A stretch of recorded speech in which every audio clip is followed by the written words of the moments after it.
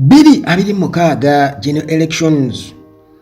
Muganda wange Mpuuga mu ngeri y'okulippira agezaako okulaga nti naye muganda wange wa mugaso nnyo mu nsonga eno, temundeka mabega wendi nnyo, nina ebirowoozo eby'amaanyi era nange mundabe nga omuntu kweggamba atuukiridde. Ng'oggyeko ekya DP Block okubeera nga bamwendoosinga nga bakakasa nti yagenda okubeera nga yeesimbawo 2026 era nga naye teyakiwakanyiza.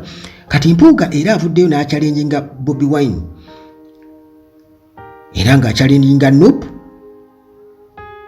mu ngeri gye balondamu presidential candidate. Teweerabira Haji Haruna gyali nnyo wali e Bulumagi ku lw'Ejjinja gwalina ebizibu eby'enjawulo mutuukirire. Assalamu alaikum warahmatullahi wabarakatuh. Yenze Haji Haruna okusomi wa dduwa asangibwa ku Ejjinja. Gwe wenna ng'oli eyo olina ebikusumbuwa, endwadde ezitategeerekeka, nkola ku nsonga z'amaka, ebyenfuna, mwabaagala okugenda ebitala w'amayanja obigobako tebitambula. Gwe wenna ng'oli eyo okozesebwa amagini, ensonga nja kugikolako. Haji Haruna omusomi w'edduwa. Kakati munnange tuli Masaka, Uganda. Era Mathias Mpuuga Nsamba nga ye mubaka owa Nnyendo Mukungwe, Division Member of Parliament mu Masaka City, bw'atyo ayimusiza eddoboozi era ng'alyolekeza National Unity Platform NUP. Era wano nga ayagala obukulembeze obw'ekibiina kino ekya National Unity Platform bukirarifayinge, butereeze era bunnyonnyole, butangaaze ku kulonda oba ku kusalawo ani agenda okubeera presidential candidate mu kulonda okuddako 2026. Bino nno munnange yabyogedde nga asinziira mu meeting oba akafuuka ebadde ategese ak'okwebuuza oba public consultation meeting,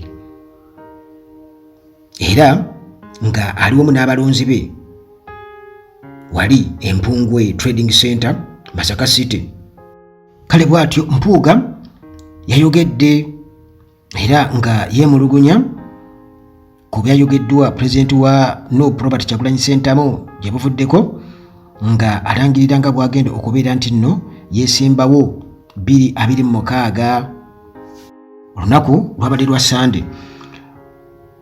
Daily Monitor ne publishing interview ya Kyagulanyi nga akakasa nti agenda kuba yeesimbawo kuba President 2026.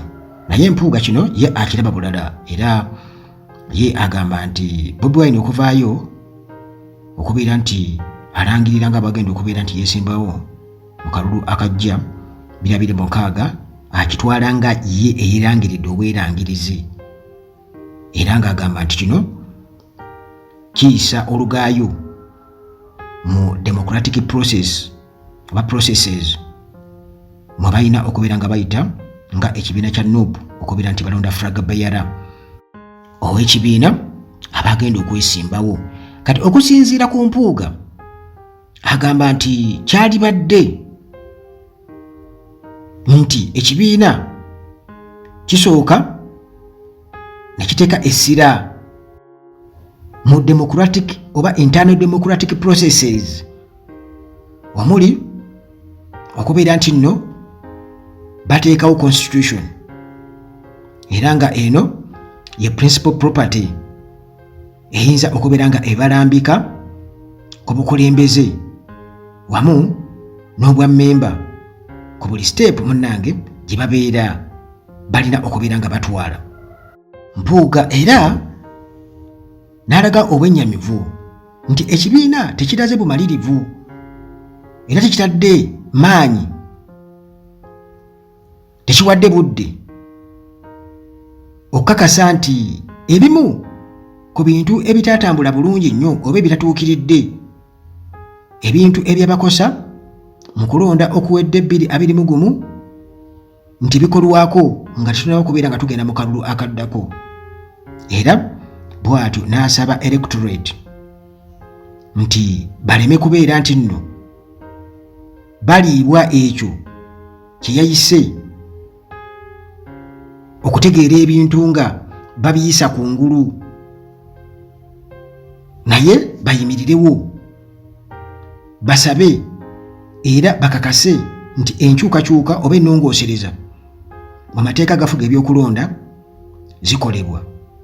Jukira gwe muganda wange ampuliriza nti essaawa eno Mpuuga ali mu kukola ku nnongoosereza zeyali badde yagala zikolebweko ku mateeka gafuga ebyokulonda, omuli mu ezo n'endala nnyingi nnyo, omuli ekyokubeera nti nno president oba presidential elections results bazirangirira ku district level, so si nti babisindike mu kakiiko k'ebyokulonda babirangiririre eyo nti baali badde balangiririra ku district level nti mu district bweti gundi yawangudde. Era mu bingi byayagala mu nnongereza zayagala, ayagala bannayuganda abali mu diaspora balonde n'abo abali ku limandi mu makomera. Era bw'atyo n'akuba omulanga eri bannayuganda bonna okubeera nga bayimirira wamu naye, okubeera nga bawagira ennongoosereza zino zayagala zikolebwe mu mateeka gafuga ebyokulonda, ekigenda okubeera nga kiyamba ebiseera by'eggwanga ebyobufuzi mu maaso okubeera nti nno birongookera ddala. Era nga munnange Mpuuga amaze okubeera ng'ayogera ebyo naddala ku kyokwemulugunya ku kya Bobi Wine okubeera nga yeerangirira amangu nga bw'agenda okubeera nga yeesimbawo nti agenda okukwatira ekibiina kya NUP bendera. Mpuuga ye kyagamba nti abeera ayisizza olugaayo mu ngeri ebintu gyebirina okubeera nga bikwasaganyizibwamu mu kibiina, era nga ye ayagala bateekewo constitution ng'ey'ekibiina. Kale bwetu ebeere ng'egobererwa, era nti n'okulangirira kwani agenda okukwatira ekibiina bendera kukwasaganyizibwe mu bulambulukufu nga bwe kiba kirambikiddwa mu constitution. Kati wano nno deputy spokesperson owa NUP Alex Mufumbiro Waiswa bw'atyo n'avaayo okubeera nga annyonnyola ebyayogeddwa Mpuuga, era n'agamba nti bino biraga omuntu akugamba alina kyayaayaanira, ayaayaana, era nti ayagala okwefuula ow'omugaso ennyo n'okukuŋŋaanya obuwagizi. Gwagamba nti abantu ate banyiivu nnyo gy'ali olw'ebintu byazze ng'akola. Waiswa bw'atyo n'akakasa n'agamba nti obukulembeze obw'ekibiina obwa waggulu wamu n'obuwagizi obw'amaanyi bwe balina okuva mu bantu baamala dda okubeera nga bendoosinga Kyagulanyi nga president general. Era munnange bwe batyo ne bakakasa nti yasaanidde era ye choice yaabwe ey'okubeera nti nno yakulembera eggwanga lino Uganda.